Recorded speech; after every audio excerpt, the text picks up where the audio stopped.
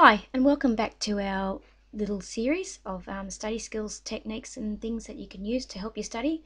And this is the flashcards, and this is one of my favourites, and I use these in class a lot. So here we go. So if you have any terms to learn, make yourself some flashcards. Why would you want to do that? Using this study technique or aid is great for those who are kinesthetic learners. In other words, people who actually like to do something with their hands. It's also great for those who like to work with other people because you can actually use it as part of a small group or with a partner. So how do you make them? Pretty easy actually. You cut up an A4 piece of cardboard into 8 pieces.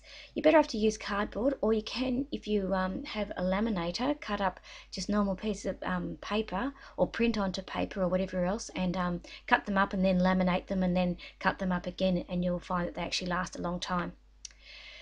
So method 1, you could write the term on one side and the definition on the other.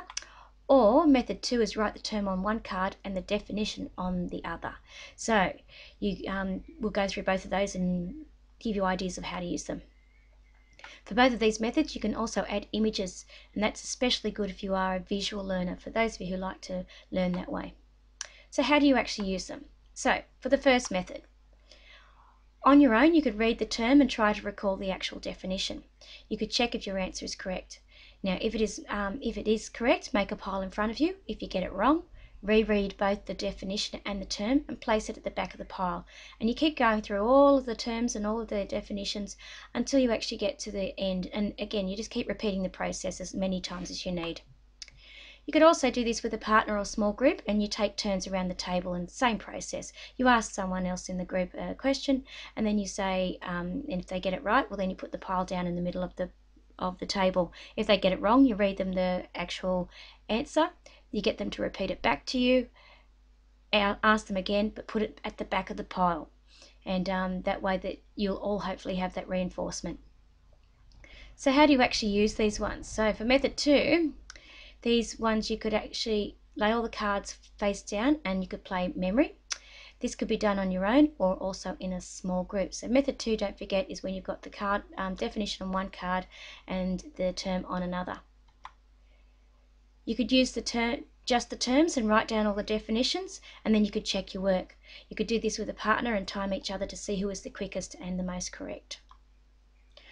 But if you're a kinesthetic learner, so someone who likes to move, put the definitions on one side of the room and the term on the other, put some music on, and then time yourself to match them up.